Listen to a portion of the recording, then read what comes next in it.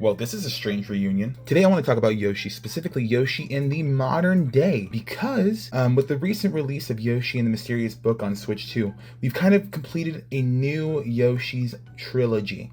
If you go back to the original Yoshi's Island, one of the best games on the Super Nintendo, there were sequels over the years that kind of made up the original Yoshi's Island trilogy. So that would be the first Yoshi's Island on the SNES, then it would be Yoshi's Island DS, and Yoshi's New Island on the 3DS. So that was a trilogy that spanned decades. This new trilogy, this modern era of Yoshi that works best as a collection instead of just individual games. Even with that original Yoshi's Island trilogy, after that first game, those other two games kind of have mixed reception. The Yoshi series overall is a mixed bag. What makes up this modern trilogy, you ask? Well, that would be Yoshi's Woolly World, Yoshi's Crafted World, and Yoshi and the Mysterious Book. We can also call this the Artsy trilogy. Now, I believe most of the Yoshi games up until this point had been developed in-house by Nintendo. Around 2015, the company Goodfeel would take over for Nintendo in making the Yoshi series. As you see, Goodfeel was already working with Nintendo. They worked on Wario Land Shake It and Kirby's Epic Yarn,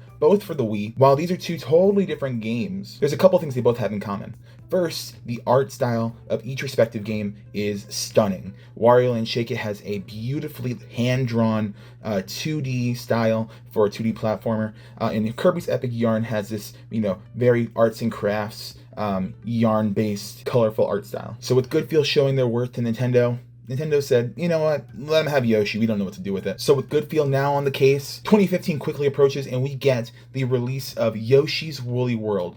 I actually don't have a physical copy of Yoshi's Woolly World for the Wii U, so I have the re-release that released 2 years later on the Nintendo 3DS titled Poochie in Yoshi's Woolly World. Yeah, the Wii U version is going to be in nice crispy HD, and this is running on a 3DS, which is just squishing everything down. But the fact they got that whole game onto a 3DS cartridge is impressive, and the compromises were not that big. With this first game in the modern Yoshi trilogy, we get to see Goodfeel take those skills that they had honed in on with Wario Land Shake It and Kirby's Epic Yarn, and we get to see them take Yoshi in a beautiful yarn-like aesthetic, kind of similar to Kirby's Epic Yarn, but instead of Yoshi being a outline like Kirby was, he's fully yarn, baby. So we get to see Yoshi's Woolly World take full advantage of its creative art style. Everything in this whole game is made of some sort of material. Most of them are yarn or some sort of wool. Yeah, this game is just stunning. And this is on the 3DS version, which is going to be a little rougher graphically than the Wii U version. In terms of controls, Yoshi plays the exact same essentially as he did in Yoshi's Island on the SNES. And if you haven't noticed, my Yoshi is a different set of colors.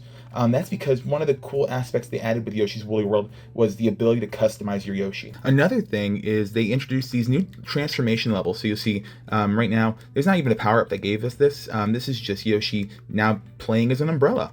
And everything, like I said, is yarn-based. You'll see a bunch of the different collectibles on the bottom screen. We have the flowers, still iconic from the series. You also have these new bundles of yarn as well. Another cool aspect about Yoshi's Woolly World was its amiibo functionality. I'm going to take this Breath of the Wild link right here, and you'll notice that once I scan in the amiibo, I get a skin for Yoshi based on the amiibo, which is just so cool. And you never hear a bad thing about this game.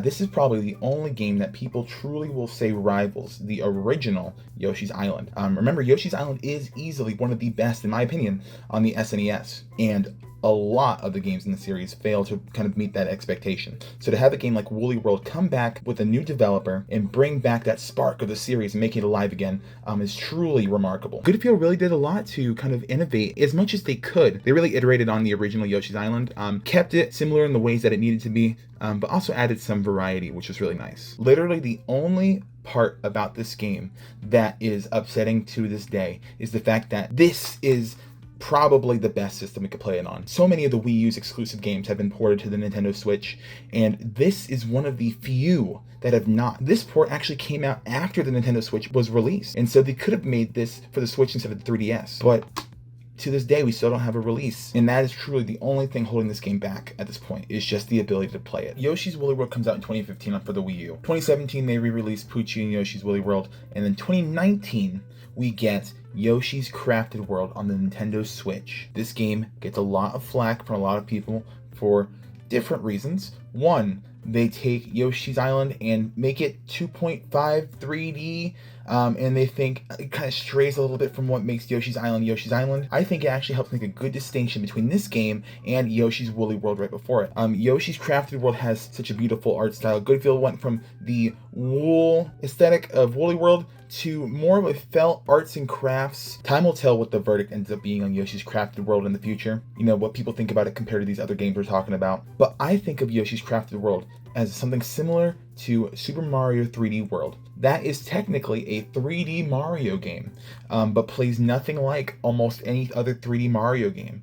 It's its own type of Mario game, and I think this is its own type of Yoshi game just the same way. I mean, entering the game, looking at the world map, you can kind of see all these different crafty materials, lots of paper. Yoshi this time around, instead of being made of wool, is more of a felt kind of material. You'll see that I'm currently wearing a costume.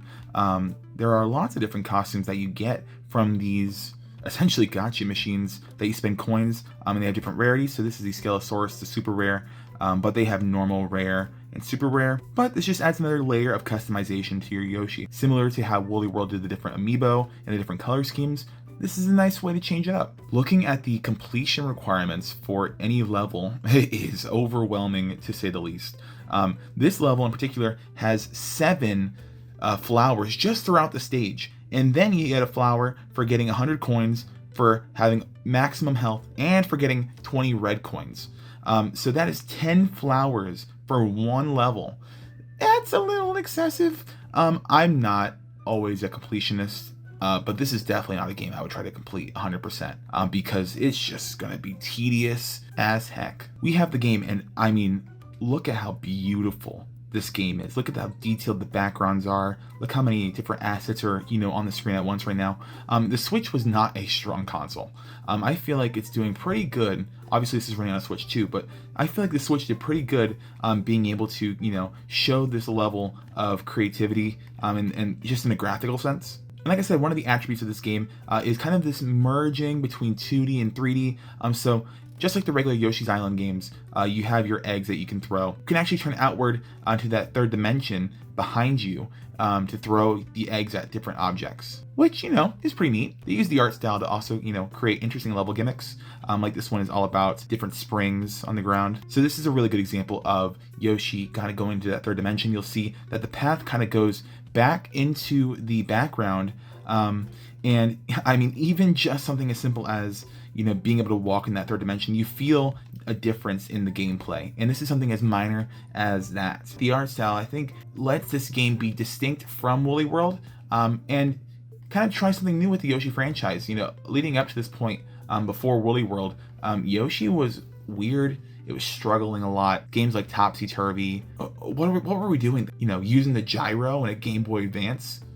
Okay. I think this is a good example of a sequel, not just trying to improve and reiterate what came before, but kind of trying something new at the same time. And I think that gives this game some value compared to Woolly World. Throughout the world map, you'll see these little, paper mache looking guys that'll ask for some sort of, souvenir from the level. In this case, you would love a flutter sign. Where do we find these items? Well, like it says right here, we find it on the flip side. So pretty much every level, once you beat it, you can go back on the flip side, which is basically just going in the level, not even with it being mirrored, but as you'll see, you're not even playing the level mirrored. It's literally like the camera went to the other side where it was facing before. And so now everything is technically reverse, I guess you would call it, but it's a totally different angle. I have not played any levels where I would say this comes into play super intuitively or super creatively.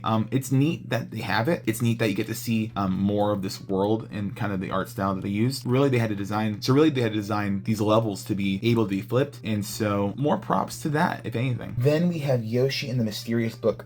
And I can't tell you which one of these games I would truly pick as the best art style, but Yoshi and the Mysterious Book takes the creative ideas from these previous two games and kind of in a way abandons them and goes for this beautiful paint strokes and fading of colors that just looks absolutely stunning, and having just a little more horsepower on that Switch 2 makes this game pop so much. In terms of difficulty on Yoshi games, Woolly World is a pretty, can be a decent challenge. Crafted World, I would say, is maybe a little easier. And this one, I wouldn't even say it's easier. It's just so different. Leading up to the release of Yoshi and the Mysterious Book, I know that, reviewers were saying, this is a baby game. There's not much depth to this game. It kind of felt like they took what was working and it almost felt like they were trying to dumb it down, which was unfortunate to hear, not playing it yet. It really dampened some of my excitement for this game. But I think they were wrong. This game is not a baby game. It just takes the Yoshi formula and goes in a totally different direction with it, which I appreciate. So instead of just doing, typical Yoshi has to get to the end of the level, you're collecting, the flowers and different collectibles throughout. This time, this is more of an exploration game. What I mean by that is, each time you go into a level, it is to study a specific creature in the world. They have this new character. He's a big old talking book named Mr. E. It stands for Mr. Encyclopedia. And it is filled with different creatures that you get to investigate and learn more about. And basically each level is all about seeing and discovering new facts about these creatures based on things that you do. And it has this beautiful paint stroke effect that happens each time you make a new discovery. Even just by looking at the title screen, you can see how they're using the Switch 2 to kind of up the ante with their graphics. So this is inside Mystery, and you'll notice that it's like you're looking into a terrarium. And so there's different creatures that you can hover over, and you get to make discoveries based on them. Any of the ones that you see right now that have names, you actually get to name them yourself too, which is very cute, very fun, but really creative way to select a level. You put your magnifying glass over one of the creatures, you press A to study it. Once you select the creature to study, you're going to go ahead and get to this new page, and you're going to go ahead and explore. So it shows all of the things that you've done already involving that creature, you're basically making discoveries. It's a very different 2D platformer. He plays the same as he usually does in his other games. The fact that your goal has changed, instead of getting to the end of the level, now you have to complete tasks based on the creature that you're studying, which will inevitably lead to a main task. Once you complete that, then you can exit the level and name your creature. If you get to the edge of the level you're on, you'll see this beautiful fading effect. The backgrounds are just beautiful. The foregrounds are beautiful. Everything's beautiful in this game. And so you get the freedom of controlling Yoshi, but with different tasks.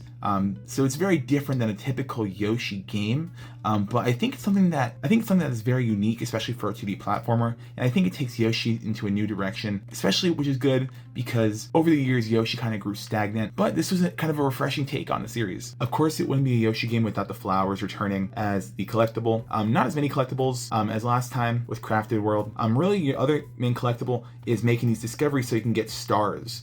So you have to get a certain amount of stars before you can go on to the next world. It's essentially a really fun achievement system to try to achieve these different things based on the creature that you're studying, trying to get the most stars as possible. I'd imagine 100% of this game is not as bad as Crafted World. It's definitely unique that you have to 100% the game by just exploring more and more, instead of having to, beat certain bosses or do this or that. Just messing around in the world is how you 100% this game. And I love it. I think these three games don't have to compete against one another to see which one's better. They kind of can coexist as three different experiences based on different play styles. Yoshi's Woolly World is your typical classic Yoshi's Island. Yoshi's Crafted World takes a twist on the Yoshi's Island formula, adds in the third dimension and some new gimmicks and quirks. And Yoshi and the Mysterious Book is just a totally different type of 2D platformer.